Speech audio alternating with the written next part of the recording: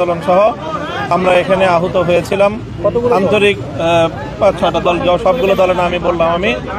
তো সেখানে আমরা আন্তরিক পরিবেশে মাননীয় প্রধান উপদেষ্টার সাথে এবং অন্যান্য আরও কয়েকজন উপদেষ্টা সেখানে উপস্থিত ছিলেন।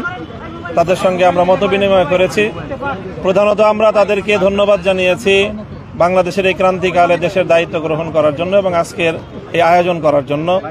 তারপরে আমরা প্রত্যেকটি দল যার যার পক্ষ থেকে আমরা নির্দিষ্ট আমাদের প্রস্তাবনা, সংস্কার প্রস্তাবনা আমরা উপস্থাপন করেছি। সেখানে মৌলিকভাবে যে প্রস্তাবনাগুলো এসেছে তার মধ্যে বড় একটি হলো নির্বাচন ব্যবস্থার সংস্কার, নির্বাচন কমিশন সহ যাবতীয় বৈষম্যমূলক এবং যে দলীয় যেই একটি ব্যবস্থাপনা বর্তমানে, সেই ব্যবস্থাপনাকে ঢেলে সাজিয়ে আবার নতুন করে যেন একটি নিরপেক্ষ অন্তর্ভুক্তিমূলক নির্বাচনের ব্যবস্থা করা যায়, তার জন্য আমরা আমূল পরিবর্তনের কিছু সংস্কার প্রস্তাবনা এনেছি এবং সারা দেশব্যাপী সকল ভোটাধিকার প্রয়োগকারীদের যেন প্রতিনিধিত্ব জাতীয় সংসদে নিশ্চিত করা যায়, সেই ধরনের একটি মৌলিক পরিবর্তনের সংস্কারের প্রস্তাবনা আমরা দিয়েছি।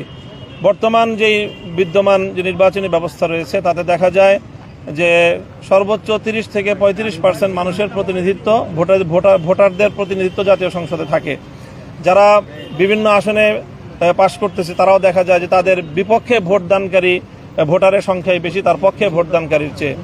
কাজে এই ব্যবস্থাটির আমূল সংস্কার এনে যেন এমন একটি ব্যবস্থা হয় যাতে ম্যাক্সিমাম এবং সকল ভোটাধিকার প্রয়োগকারীদেরই প্রতিনিধিত্ব কোনো না কোনোভাবে যেন জাতীয় সংসদে নিশ্চিত করা যায়।